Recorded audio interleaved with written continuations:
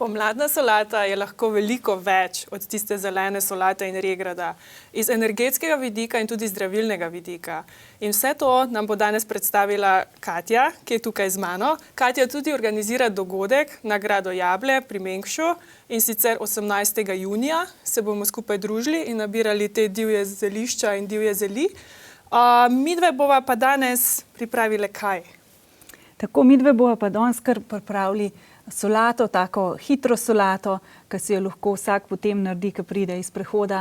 In zato sem jaz tudi nabrala vse sorte rastlin in tako jih bomo mi tudi na delavnici nabrali. Seveda se bomo tudi učili o njihovih okusih in kombinacijah, kam je prav, da grejo in kako jih pripravimo tako, da ne čutimo samo tistih grenčin, ki jih ponavadi na začetku vsak čuti, ampak bomo poudarili tiste njihove dobre strani, tiste okuse, ki so za nas dobri, ki nas spominjajo na nekaj lepega in to bomo tudi spoznavali na delavnici.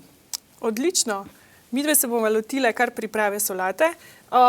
Medtem pa bi prosila, povej, dejansko solata je lahko ful bolj zdravilna. Ful več energije nam da kot tisto prazno, se veste, prazne solate iz trgovine, te zadeve. Te divja zelišča imajo svoje učinkovine. Kaj vse bomo dali not? Ja, pravzaprav zelo različne rastline. Ene so take, ki jih gotovo vsi poznate. Naprimer, trpoca sem kar dost nabrala, zdaj je še tak prav nežen, ne? Ja, majhne listke ima, ampak tako je rastel v šopih, tako da sem ga imela kmalu nabranega, ni mi bilo treba nabirati en listek po listek. In trpotec mnogi ne vejo, kakšen okus ima. Poskusim? Ja, prosim. Že po aromi spominja na gobe, mogoče na šampinjone. Skratka, je res ena taka zelenjava, ki se lahko, divja zelenjava, ki se lahko dobi vse povsod. In ja, rečemo tudi, da ga zelo radi kombiniramo potem gobovim jedem, čeprav to ni obvezno. Kaj še imava tukaj zraven za solato? Ja, tako, seveda sem nabrala tudi regrat. In ne samo njegove liste, ki so zdaj lahko že kar veliki, ampak seveda tudi cvetove. Brez regrata res ne gre, ne? Še babice so rekle, nobena solata ni prava brez regrata. Ampak dejansko lahko nabiramo regrat tudi kot cveti. Tako je, da pri regratu je užitna cela rastlina, čeprav je različno grenka. Tudi v letnih časih se razlikuje. Največ ljudi ga je navajeno res spomladi nabirati, potem pa ga kar neha, ko malce zraste. Ampak mi nabiralci ga pa potem uporabljamo kar celo leto in seveda ne vedno v tistih prijetnih, okusnih solatah, ki smo jih navajeni zgodaj spomladi, ampak potem pa mogoče v kakšnih drugih receptih. Ampak najina solata bo okusna, ne? Ja, tako. Midve jo zdaj pripravljamo, ko je vsega na travniku dovolj in mlado je in take rastline so res zelo okusne. Poleg tega, ko smo rekli, da so hranilne in zdravilne.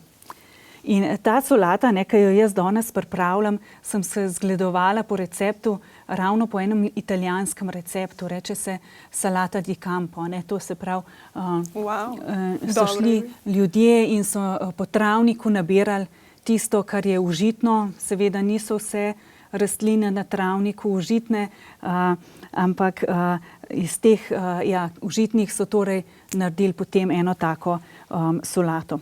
Poglejte, jaz sem zdaj dala regrat kar takole na 2 dela.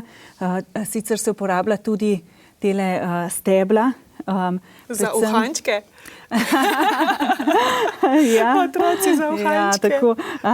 Pa tudi Ašič jih je zelo priporočal diabetikom, da se žvečijo ta stebla in da to naredijo naprimer nekajkrat na dan in prav za ta povečan sladkor v krvi. Potem to pomaga. Seveda pa to je namen, da ta regrat tudi potegne strupe iz našega telesa in potem to pri steblih naprimer prav uporabljamo tako, da izplunemo potem. Ja, cvetovi so tudi pri regratu. Zdaj mogoče v zadnjih letih malo bolj popularni pa opazni, prej pa ljudje niso tega kaj dost obrajtali in uporabljali, ne? Verjamem, ja, mislim, veliko stvari je na travnikih, ki ljudje sploh ne obrajtajo, po domač povedano. Mi da gremo pa naprej, še na druge učinkovine.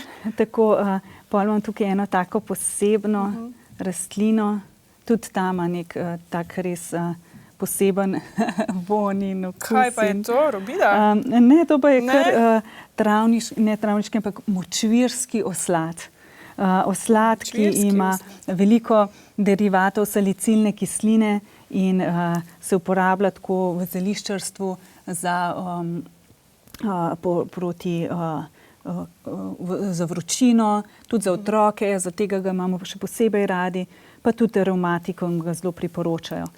Za te rastline moramo mi iti po celi Sloveniji, ali kako se naberejo na domačem travniku? Tako, jaz sem jih doma nabrala in res prav najrajši imam tiste rastline, ki jih lahko najbližje svojega doma naberem. Seveda izberem še vedno zdrave travnike, to se pravi nekakšnih travnikov, ki so prekomerno gnojeni, ali pa nekakšnih travnikov, kjer je zraven zelo intenzivno škropljena njiva.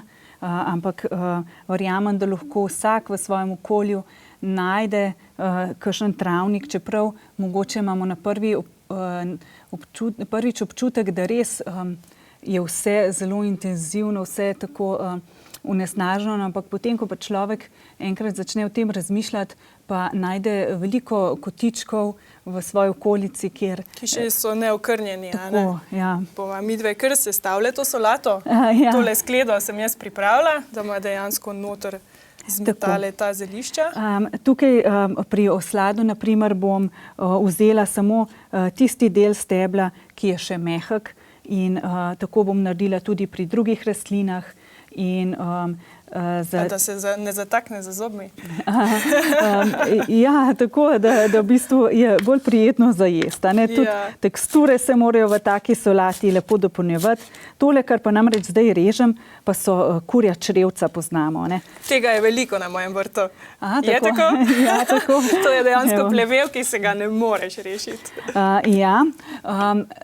Jaz moram reči, da nekje je res veliko tega, druge pa manj. In a veste, po tej stari modrosti, ki pravi, da nam je to, kar raste na našem vrtu, prav nam namenjeno in da je prav tisto najbolj zdravilno za nas. Tako, v tem trenutku. Ja. Je to, se pravi, so kurja črevca ta prava za to. Zdaj pa režeš koprivo? Ja, vzela sem tudi teli cvetki od mrtve koprive, sem jih tudi kar gor dala in uporabila, ker imam namreč rada tudi, da je na taki solati potem tudi veliko barv. To je fej sladko, a ne? Ja, tako. Tale medek. Če še niso prišli prej pred nami. Ok. Imamo tukaj še kaj? To pa je osad. To je tista rastlina, ki ima lahko zelo bodeče trnje, ampak zdaj, ko je še mehek, ga lahko tudi uporabljamo v prehrani. Tako da tudi to bo šlo noter in se potem sploh ne bo čutilo, seveda, da bi bili kakšni trnji. Tale osad je kar trdovraten plevel. Tako je, ja. To je spet enih teh plevelov, ki so trdovratni, pa kljub temu zdravilni pleveli. Dodali smo zdaj fižol. Tako, fižol, potem lahko pač kis, jaz bom dala kar limono, potem pa imam rada tudi jaz na taki solati tudi žlico gorčice ali pa kakšne druge take dodatka, ki nam pričara ta umami okus. Gorčica peče? Je pekoča? Gorčica je ravno prav pekoča v taki solati, tako da nam ni treba nič skrbeti, da bi bilo preveč pekoče. Dobro. Zdaj še posoliva. Tako. Še dodava kaj? Ja, za zaključek pa bi radi dodali še kar cvetje, in sicer ravno razno travniško cvetje, zaradi tega, ker na solati je prav, da ne manjka. Čudovite so tele rožice. Poglejte, kako to zgleda. Poglejte. Pisano, sploh človek ne bi rad pojedel, a ne samo gledal.